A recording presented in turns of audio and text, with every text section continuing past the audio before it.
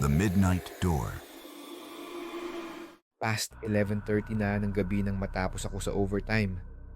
Gusto ko na lang makauwi at mahiga, pero wala nang masyadong jeep. Kaya diretso ako sa huling bus na dumadaan sa ruta namin. Pagpasok ko, nagulat ako. Tatlo lang kaming pasahero.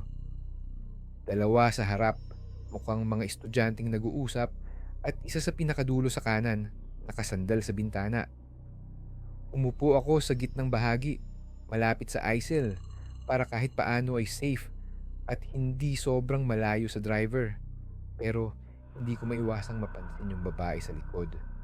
Nakasabit ang mahabang buhok, nakatakip sa muka, at parang sobrang putla ng mga kamay niya. Nakapikit siya, hindi gumagalaw. Inisip ko, baka pagod lang galing trabaho, gaya ko. Mga 10 minuto sa biyahe, wala pa ring pumapasok na pasahero hanggang sa huminto kami sa isang madilim na waiting shed. Sumakay ang isang lalaking nasa 30 siguro. Medyo rugged ang itsura. May suot na baseball cap. Tumingin siya sandali sa paligid bago umupo sa tabi ko. Hindi pa umaandar ulit ang bus, bumulong siya ng sobrang hina, pero ramdam ko ang diin ng boses niya. Huwag kang lilingon sa likod. Napakunot noo ako. Akala ko baka adik o may tama, pero seryoso ang mukha niya. Hindi ko alam kung bakit, pero biglang bumilis ang tibok ng puso ko. Habang tumatakbo ang bus, ramdam ko na parang mas gumagaan ang paligid maliban sa likod ko. Para bang may malamig na hangin na humahaplos sa batok ko. Hindi ko pa rin nililingon. Ilang minuto pa, nagsalita ulit yung lalaki. Pag bumaba ako, sumunod ka. Huwag kang mag-iiwan dito. Tiningnan ko siya. Parang gusto kong magtanong. Pero nanigas ang dila ko.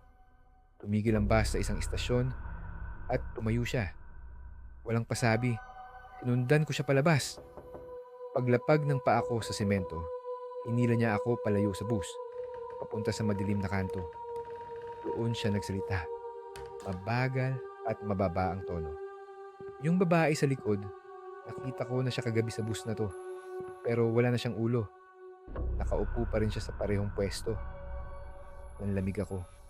Akala ko nagbibiro siya, pero ramdam ko ang kaba sa boses niya. Lumingon ako pabalik. Umaandar na ulit ang bus. Pero sa loob, sa pamamagitan ng bintana, kitang-kita ko. Yung babae sa pinakadulo, nakatayo na, nakangiti. Pero tama siya. Hanggang balikat lang siya. Wala ang ulo.